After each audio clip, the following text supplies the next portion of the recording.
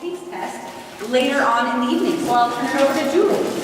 Hi, I'm Julie Buck from Bingham County, like I mentioned, and I am excited to talk to you about a very hot product now, which is the electric pressure cooker.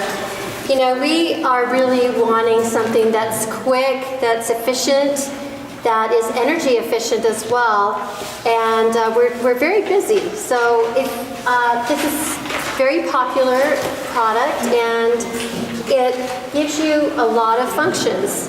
It can also be a little intimidating, so I'm going to demonstrate it and make the soup in front of your eyes as we go through it tonight. So the principles of the pressure cooker are that it is a sealed pot, and it does build up pressure. It builds up at our altitude about 200, it'll get up to about 204 degrees Fahrenheit, so it'll be very, very hot.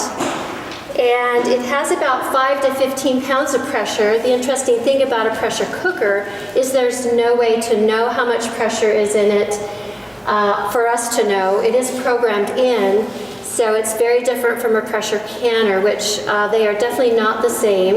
And at our altitude, we don't have research-based information to use our electric pressure cookers for a canner, so I'd highly recommend you do not do that. But for pressure cooking, we can really use a pressure cooker to cook 3 to 10 times faster than you would with another conventional type of cooking method. The flavors are intense. The textures stay intact a lot more than what they would in a slow cooker, for sure. And it just allows you to retain those vitamins and minerals that you would desire or would hopefully desire from the food that we invest our money and time into. So I've gone ahead and turned this on to saute, which if you'll just follow along with me, I'm doing the ginger and butternut squash soup in the electric pressure cooker. So what I'm watching for, this brand is an Instant Pot brand, and I do have a saute button. I know that on some of your pressure cookers you do not have a saute button, but in your manual it will tell you what button to push that will give you the same effect of a saute. So this is going to get extremely hot, and you need to use good caution with this. You want to make sure that you don't have young children around when you're sauteing. It will get very hot and I've never had it spit at me that it comes out of the pot per se, but I want you to be careful about it.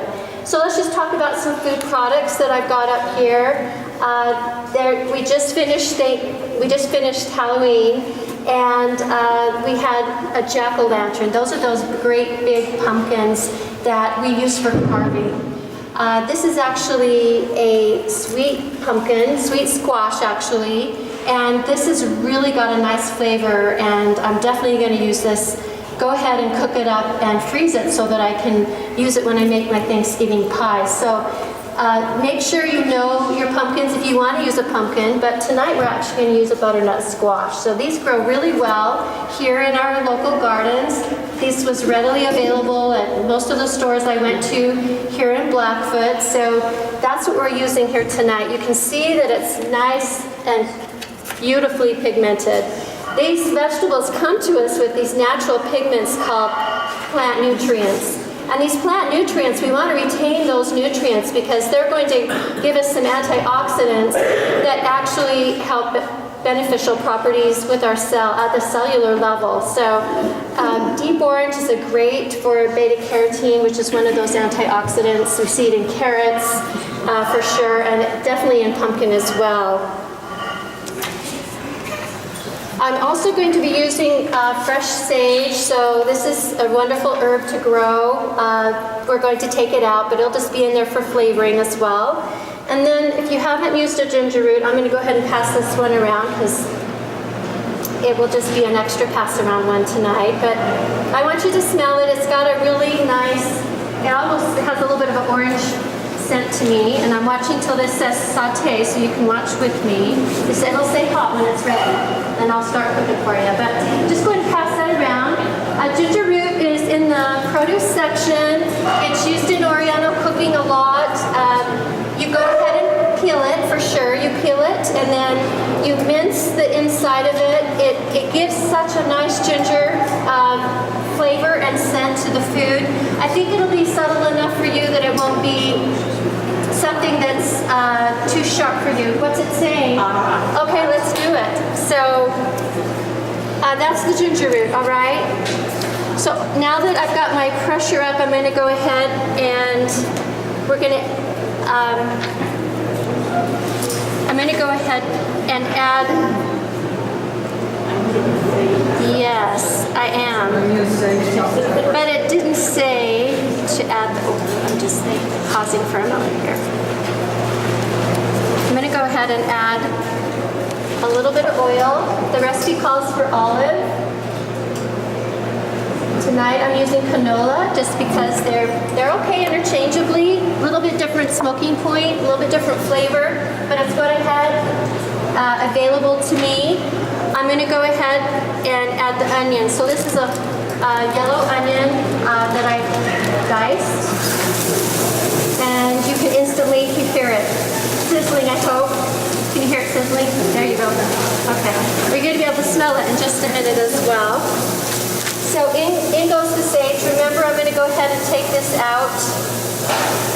So you can't use dry sage? Pardon?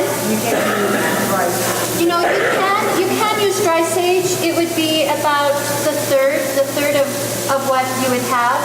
But it definitely is possible to use dry. And I want to get this shut for you, so I'm going to speed dial this a little bit. I'm just going to do a little bit of sprinkle of salt, sprinkle of pepper. Oh, that's not a sprinkle. Let me get that under control there. There's some pepper. And when those onions are soft, I'm going to go ahead and scoop those out, and then I'm going to do the squash in there. And I have 1 minute left, so I will not be able to show all of this to you, but I do want to, what I'm looking for right now is for this to get transparent, the onion to get transparent. I'm going to take this out, and then I'm going to go ahead and I'm going to add the cubed squash, butternut squash in there. And then I'm going to go ahead and cover it.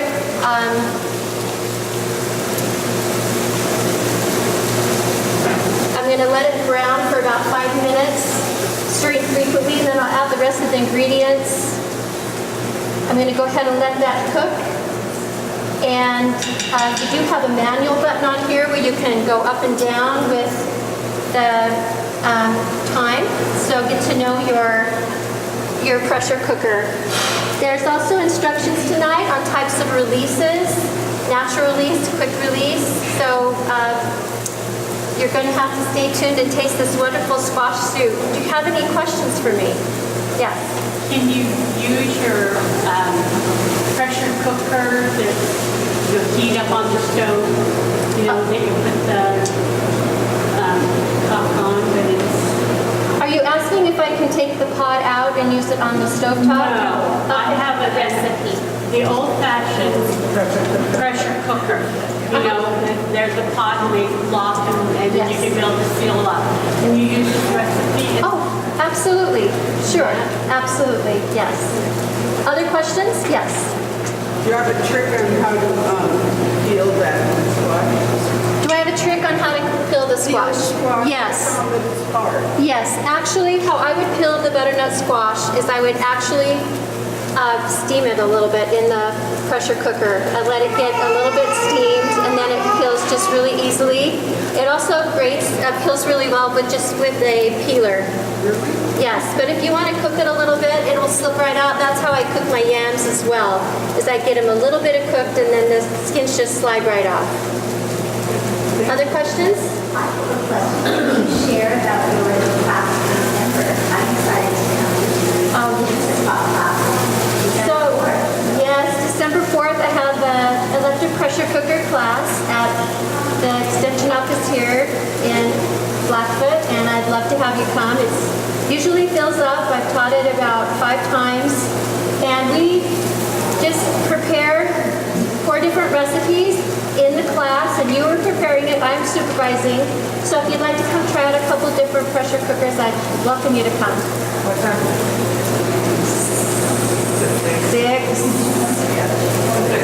6 to 8. Actually, I think it's 5:30. Other questions? All right, thank you.